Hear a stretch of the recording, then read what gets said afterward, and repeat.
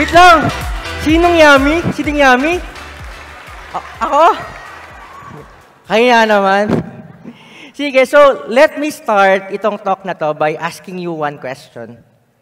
Ayan, so when you think of a lifestyle of an agency owner, nagmamanage ng multiple clients, kumikita ng 7-figure, 8-figure monthly, ano yung unang naisip ninyo? Ayan ba? Pahila-hilata na lang, no? Sarap buhay. O kaya ito, yummy. Kumakain sa masasarap na restaurant. Or the other way around. Ayan. So, ano tayo? Game on. Meeting with my team. O kaya naman, minsan, palabas-labas, nakakalibre kasi out with a client meeting. Ang sarap no na ang dami mong clients. Kasi pag maraming client, marami raw maraming pera. Pero ito kasi yung reality sa akin as an agency owner at age 26.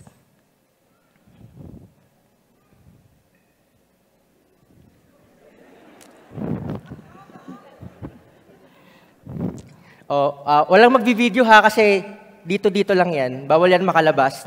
Okay, baka mag-viral tayo, sumikat tayo sa YouTube. Ay, balik natin. Ano ba, nasira yung punchline? Direct pa, play natin yung video.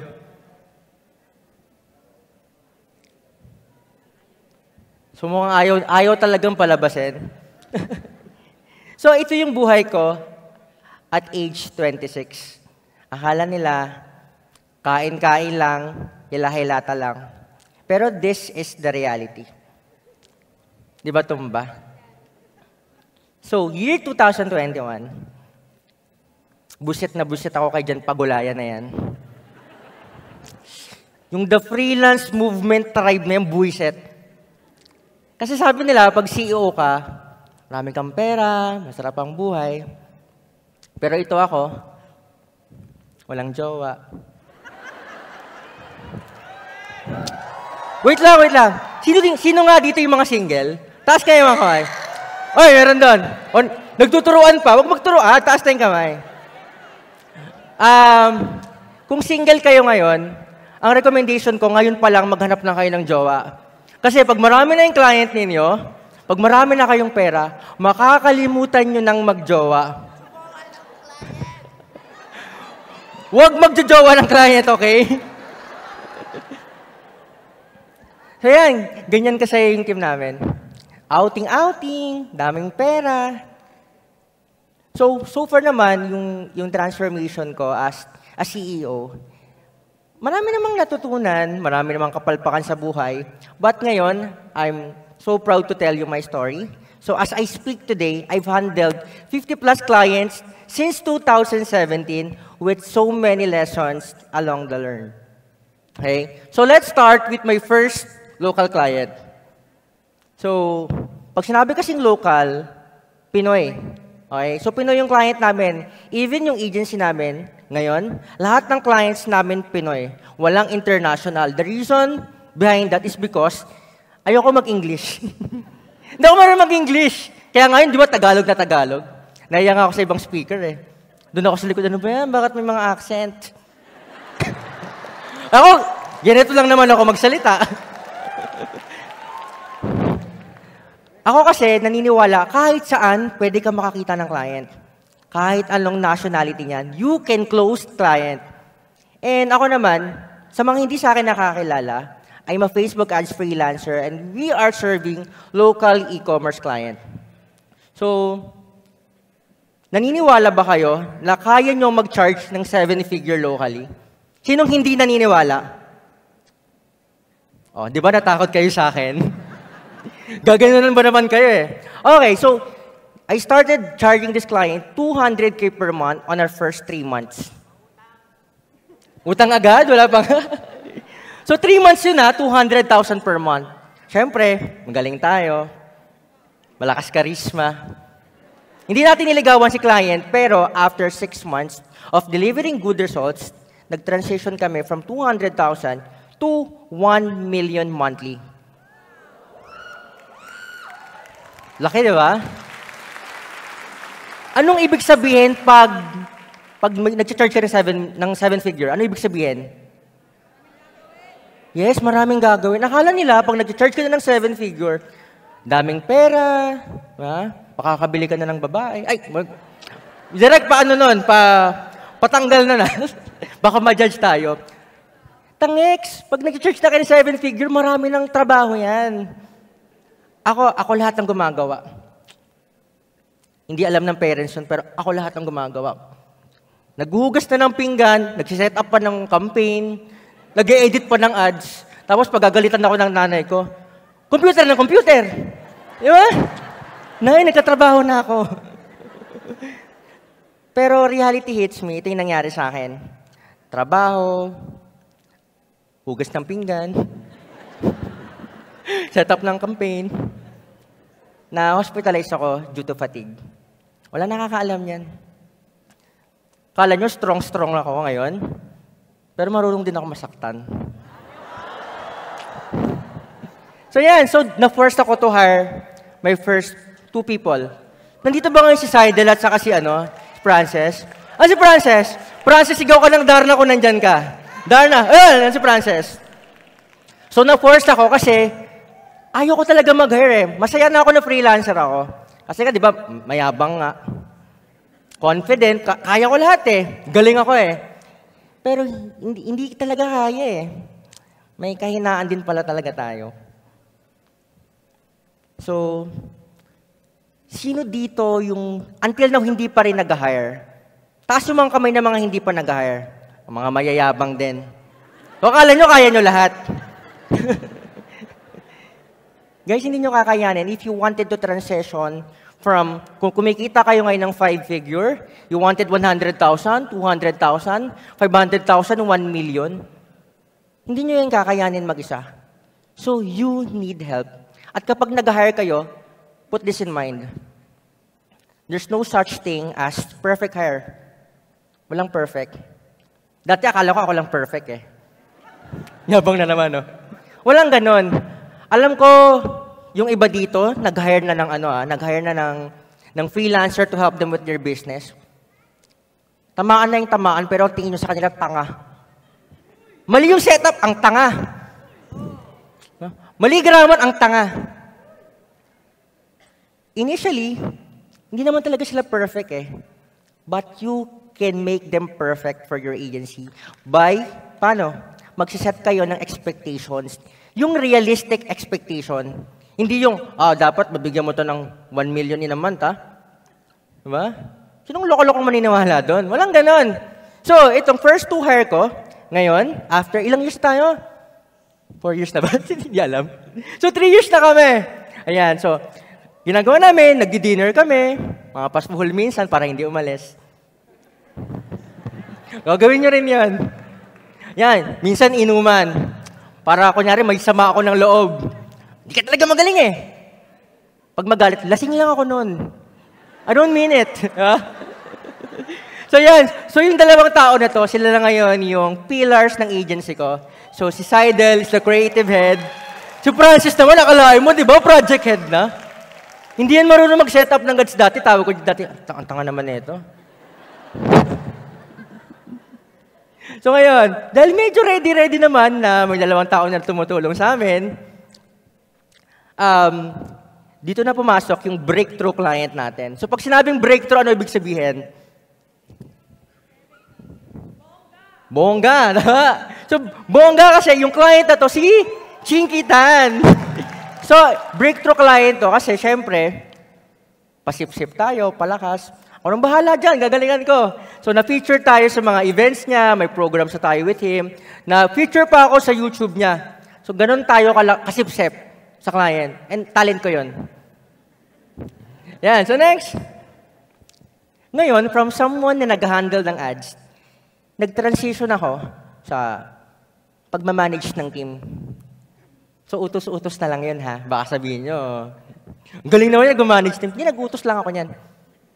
So, meet Fatima. Andito pa si Fatima?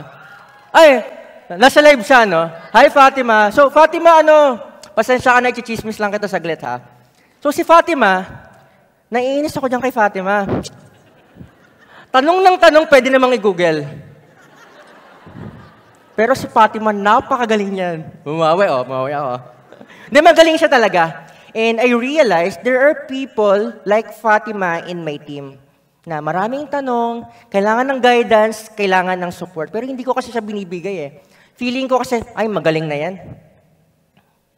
Ako nagtitrain dyan eh. Di ba? Yabang ko na naman. So, ang ginawa ko, nag-held ako ng weekly meetings, monthly coaching call to guide them, to support them. Again, there's no such thing as perfect hire. So, kayo, if nagmamanage kayo ng team, you have to put this in mind. You are dealing with creatures of emotion. Hindi yan sila ba to? Nasasaktan din yan. Then, what I mean about this is, you have to give them a little freedom kung paano nila gustong gawin yung trabaho nila. Huwag kayo mag-micromanage.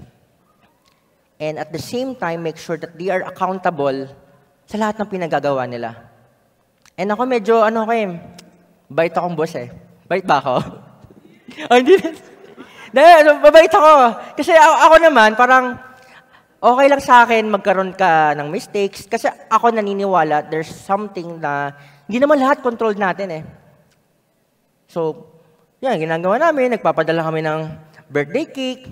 Siyempre, emotion yun, di ba? So, if you wanted to handle a 7-figure agency, ito lang gagawin ninyo. You have to take care of your team. Kasi kapag inalagaan nyo yung team nyo, pag pinadala nyo ng cake lang pala gusto. Pag nagpainom kayo lagi, di ba? Hindi, pag nag-guide nyo sila, pag na-support nyo sila, pag naging happy sila sa agency nyo, sila na yung mag-aalaga sa client ninyo. So, sino dito, go talaga? 7 and 8 figure per month ang hindi magtaas, mawawala ng client. O, lahat, di ba? So, share ko lang din, kasi October 2020, I closed the biggest deal of my agency life. 8-figure deal. Punyeta, di ba? 8-figure deal. 7-figure nga, na-stress na ako. 8-figure pa. Sabi ko, Frances, kaya ba natin yung 8-figure? Siyempre, wala naman siyang choice eh.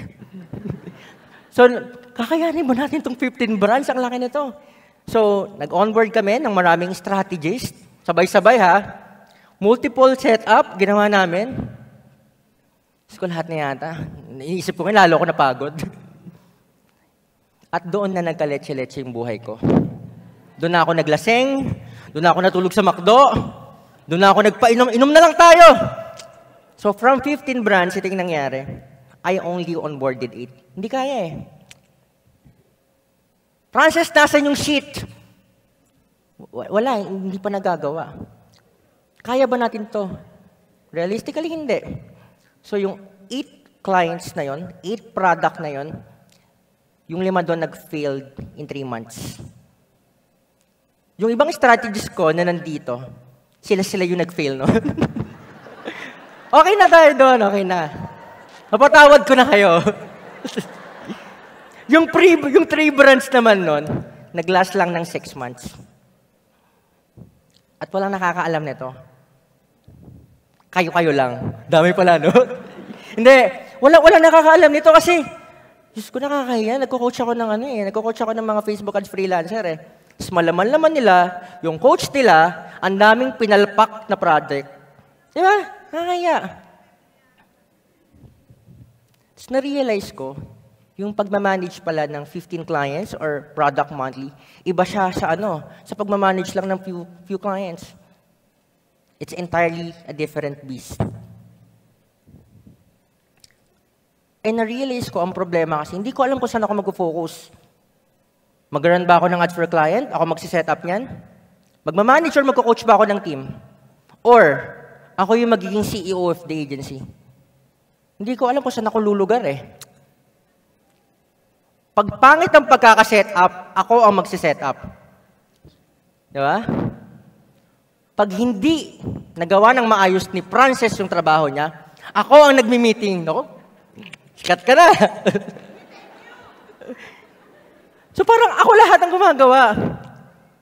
Wala akong choice, maglasing na lang talaga. So ngayon, from executing the task to managing the team, hirap na hirap ako na maging agency leader. Hindi ako makawala doon sa part na yon. Kailangan nakaupo pa rin ako sa laptop, kailangan ako pa rin yung nagsiset up. Kasi walang result eh. Ako superhero, ako magaling, ako magsiset up. Kaya napagod ako. Ang nakakalungkot kasi nito, parang feeling ko kasi, yung value ko, at saka yung self-worth ko, dapat dun lang sa mga revenue generating side of the business. Ayokong umaharap sila sa client kasi ayokong magkaroon ng problema with the communication. Ayokong pangit yung pagkakaset up nila. Pag pangit yung ads, kakalikutin ko, papakailaman ko. Hindi ako mapakali nun. So ending ako yung pagod. Sino dito yung ganon? Di ba? Ngayabang talaga natin. So, if ikaw nandito ka sa point na may team na ako and pagod ka na, ang laki na ng eye bags mo, hindi ka na fresh. Well, sorry ako kasi. Alam nyo na.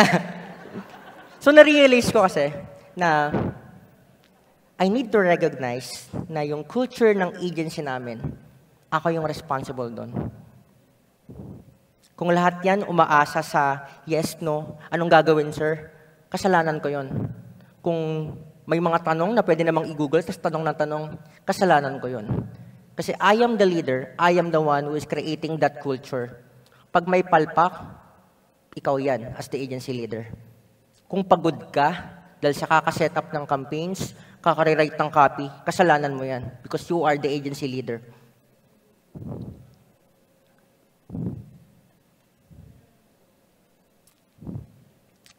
Ay, mapiplay ba tong video? Kasi kung hindi ito mapiplay, ako na lang ang kakanta eh. Unstoppable. Unstoppable.